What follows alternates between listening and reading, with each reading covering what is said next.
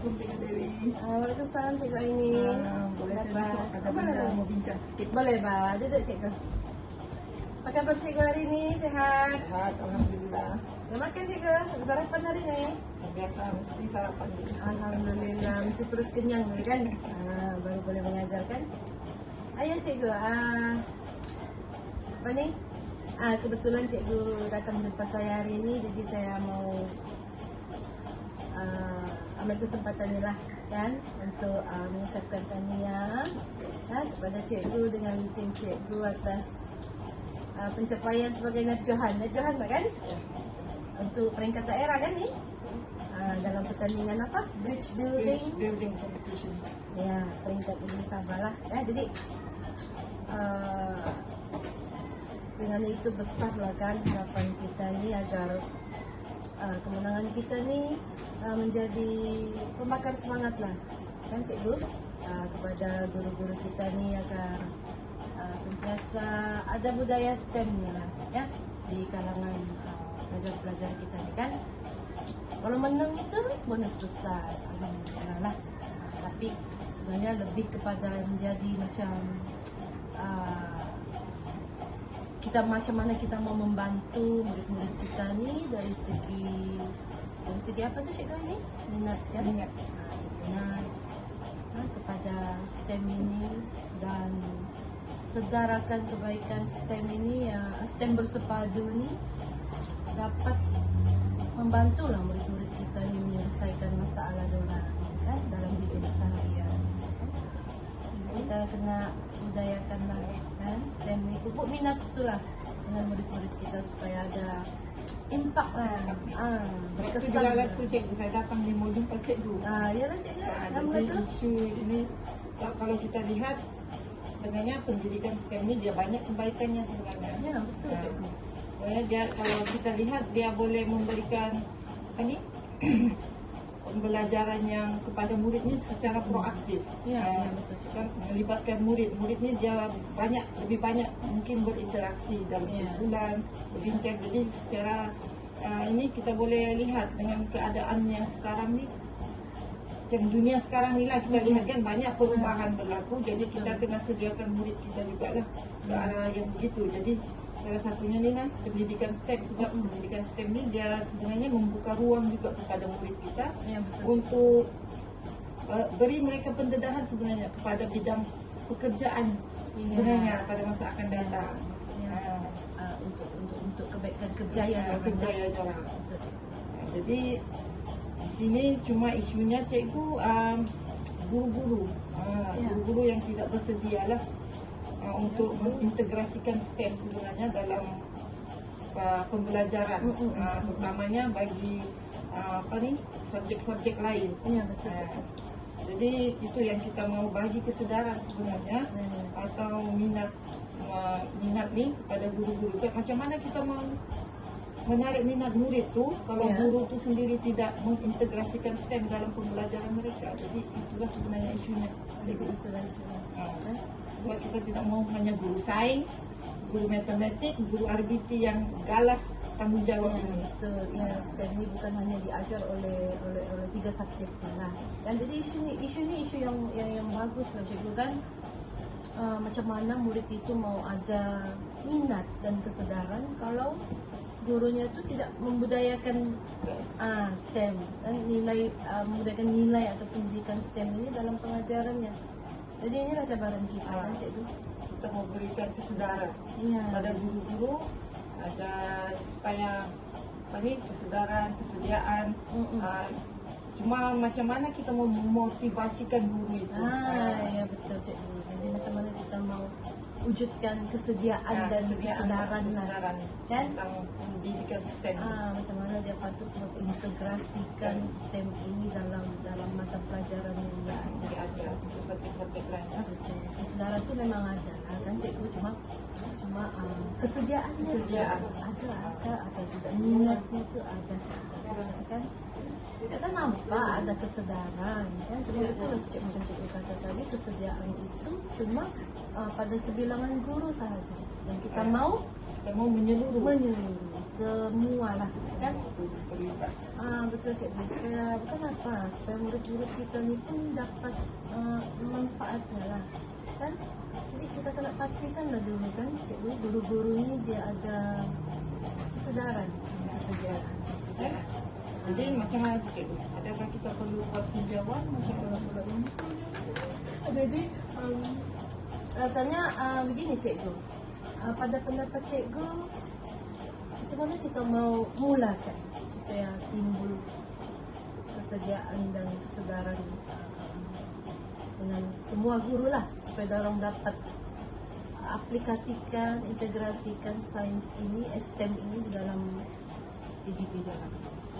Jadi kalau pada pendapat saya mungkin kita kena buat, kita kena kaji dulu lah kan. Kita buat kajian atau tinjauan pula. Ya, kita kumpul maklumat dulu lah.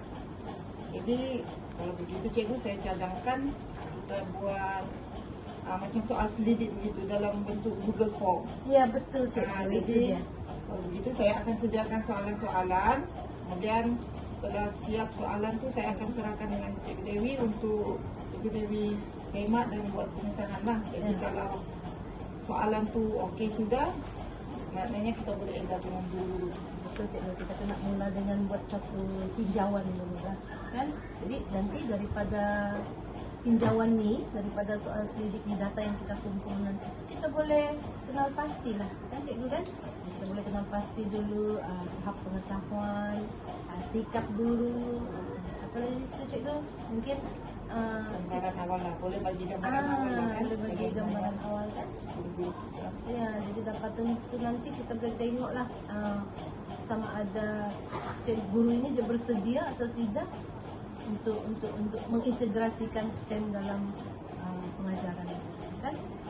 Dan dari tinjauan tu juga kita boleh nampak hubung kait kan, hubung kait antara apa ni cikgu, hubung kait antara pengetahuan, sikapnya. Kita mau tengok juga apa yang mempengaruhi guru itu dalam kesediaannya untuk mengintegrasi atau tidak. Kan budaya STEM ini kita tengok juga tahap pengetahuannya, kemahiran pedagoginya, dia ada kaedah, dia ada cara kan untuk mengaplikasikan STEM ini lah ya. Jadi nanti cikgu dari situ nanti kita boleh tentukan apa yang guru-guru diperlukan supaya dapat mengintegrasikan STEM ini dalam pengajarannya lah kan. Sama ada apa tu cikgu tadi? Motivasi, memotivasi, kita beri kesedaran lah tentang pemahaman mereka tentang konsep sains. Konsep bukan sains, konsep STEM. Ya, konsep STEM cikgu. Kita mungkin kita mungkin boleh buat kursus atau penataraan. Ya betul cikgu. Pada guru-guru ni lah untuk meningkatkan kesedaran mereka dan kesediaan guru ni untuk melaksanakan pendidikan STEM dalam subjek mereka. Betul cikgu. Begitulah kan. Lepas daripada tinjauan itu kita pastikan kita bagi bengkel, kita bagi latihan kan, supaya pendidikan STEM itu dia lebih efektif dan bermakna ya. Jadi macam cadangan cikgu tadi, gunakan Google Form dulu, kemudian kita lihat di gambaran itu macam mana, lepas tu mungkin itulah kita boleh buat penataraan atau kursus. Betul cikgu. Bagi kemudahan kepada guru-guru ni lah. Ya cikgu. Jadi ini macam mana cikgu? apa ni, betul lah tu, itu sebagai satu permulaan yang baik lah. Jadi cuba cikgu rangka ya, satu kertas kerja tentang apa ni, kita anjurkan satu macam cadangan cikgu tadi, kita anjurkan satu penataraan yang dianjurkan oleh panitia sains lah kan. Satu sesi penataran ataupun perkongsian ilmu lah. Mungkin kita boleh jemput siapa ni? Kita punya pegawai SIC tu kan? Dr. Lina. Dr. Lina Anwar SIC, dia pegawai SIC Plus Sains dan Matematik kan? Terus jadi juga pegawai meja STEM kan? Pegawai meja STEM ya.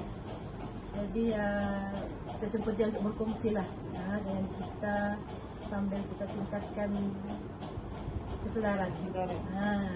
Dan kesediaan guru kan macam mana? Iya. Dan Cadangan akan yang buatlah. baik juga dari Kita Cikgu akan Aini. usahakan. Ya, insyaAllah Cikgu ya. Jadi coba Cikgu satu cadangan lagi, bukan cadangan, dan ini kita kena buat, coba Cikgu ini tengok lagi kita punya borang senarai semak pelaksanaan STEM ya.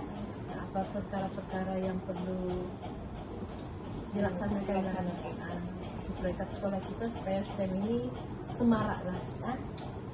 Jadi Cikgu, saya ambil kesempatan ini juga mengucapkan tahniah lah ya, sebab sudah mewujudkan suasana pembelajaran STEM di sekolah kita tuh, di kita punya papan informasi di sana tuh kalau saya tengok berwarna-warni tentang maklumat STEM. Jadi tahniah lah Cikgu ya atas usaha ini dengan tim STEM di sekolah kita. Harap kalau ada papan info tuh pelawat, ibu bapa, pihak luar lah yang datang, dan selain daripada murid kita sendiri, orang yang ada dalam sekolah ini dapat lihat, dapat info lah tentang pendidikan STEM. Ya betul. Jadi dia dapat adalah kesedaran sedikit, kan? Itu yang kita harapkan. Kesedaran itu ada, cuma kita mau guru-guru lagi lah. Kan? Jadi Cikgu itu sudah on track lah. Memang di laluannya sudah, cuma kita kena usaha lagi lah supaya semua kan itu kita mau semua guru nih ya, mudah-mudahan kalau semua sudah sedia, semua ada kesadaran, sudah kita boleh ambil bahagian dalam pameran lah macam yang kita baru hadiri baru-baru ini kan, pameran STEM ini.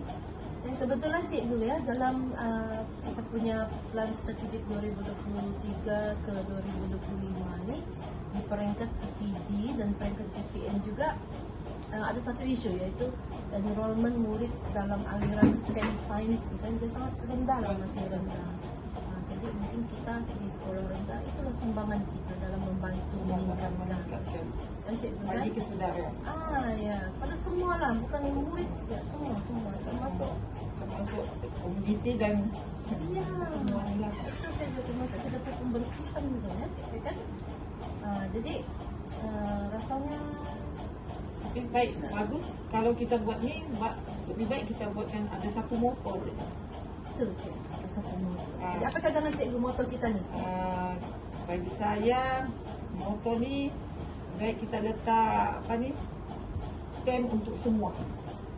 Mantap Cikgu, itulah dia motor yang kita boleh gunakan. Jadi maksudnya bila perkataan kita punya motor tu STEM untuk semua, maksudnya dia bukan hanya merujuk kepada murid, kepada guru, tapi seluruh komuniti yang ada. Komuniti yang ada ya, bukan setakat terhad kepada murid saja, semua warga sekolah. Dan Tapi lebih khususlah kepada guru-guru kita. Supaya beri kesedaran motivasi membantu guru-guru ini integrasikan STEM dalam pelajaran. Sebenarnya dalam subjek-subjek ini mata pelajaran di sekolah ini, kalau saya tengok kalau bahasa Inggris lah, memang ada juga ya, dalam DSKP, dalam teks itu ada diselipkan unsur-unsur itu ada ya. Jadi sebenarnya guru mungkin ada menjalankan, cuma tidak diketengahkan atau tidak didudukkan. Jadi itu satu kita kena buat, kita kena kesedaran dan promosi kita kena angkat STEM ya. Jadi kerjasama itu penting lah ya. Jadi ada apa isu lain lagi? Saya buat masa ini itu saya ada Cikgu. Terima kasih Cikgu ini ya, itu jadi kira selesai lah. Cikgu saya menunggu juga. Oke Cikgu ini, terima kasih Cikgu ini ya, jumpa lagi di sebelah. Terima kasih.